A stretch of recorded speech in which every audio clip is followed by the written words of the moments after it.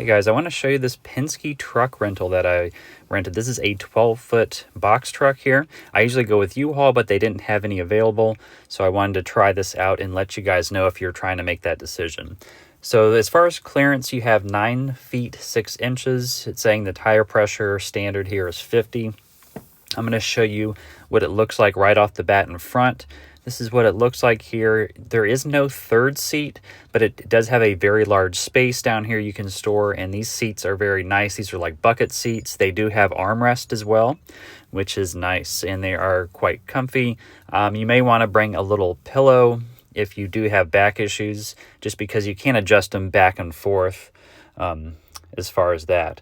Now, we do have some dogs we're taking on this trip. We have 2 small dogs, which is perfect because we're going to just put them down here. We have a little pillow. I'm going to put their dog blanket over that, and they can stay in this area down here. Now, it does have a little fire extinguisher, and I did bring some tools I'll show you in just a minute that I would recommend. And this is a GMC truck here. You just go ahead and sit in.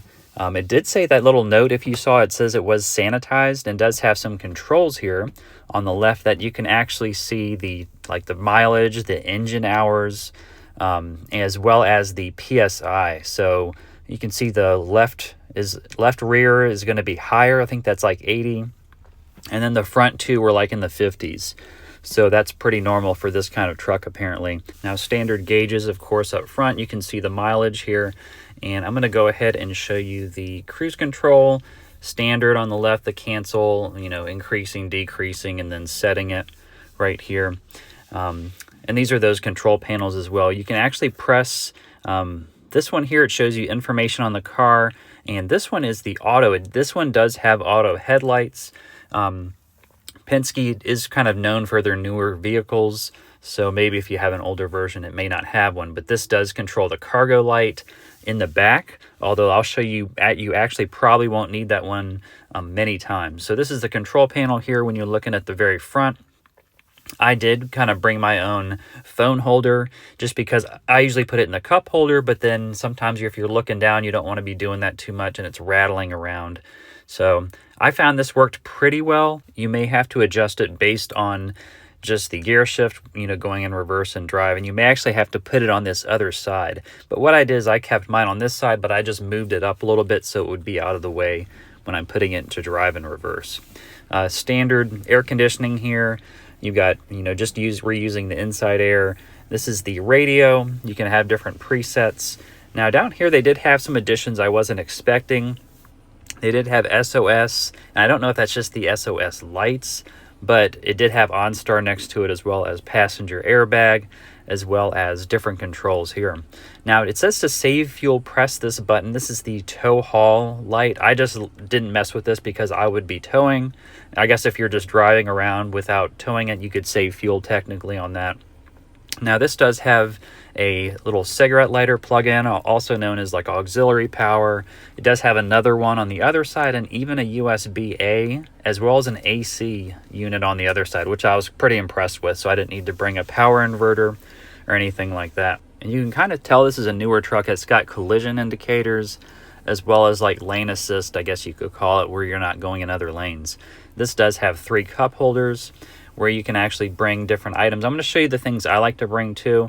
Hand sanitizer. I've got my extra set of keys, a guest pass for where I'm going, so my car won't get cited or ticketed. This is the transponder for the toll roads. You can put it up here, or you can put it on the glass. I didn't want to mess with putting it on the glass though. And again, the cab, it says, was sanitized and ready to go, which is nice. It does have these little cubbies on the passenger side. And down below, this can be like your glove compartment. Did have the manual down here. This did stick a little bit when I was putting it back up, but you can put different things in it. I was going to actually put this tool in it, and I'll tell you what this is. This is a window. It's like a multi-tool. I had it in my other car. It's like a window breaker, has a flashlight built in and a seat belt cutter, just in case. I usually bring this in my other car, but I decided why not bring that. This is my AstroAI tire inflator and jump starter. This does come with a fire extinguisher, like I said, and I think it's a little tool kit or a little medical kit down there below. But a pretty nice, spacious interior.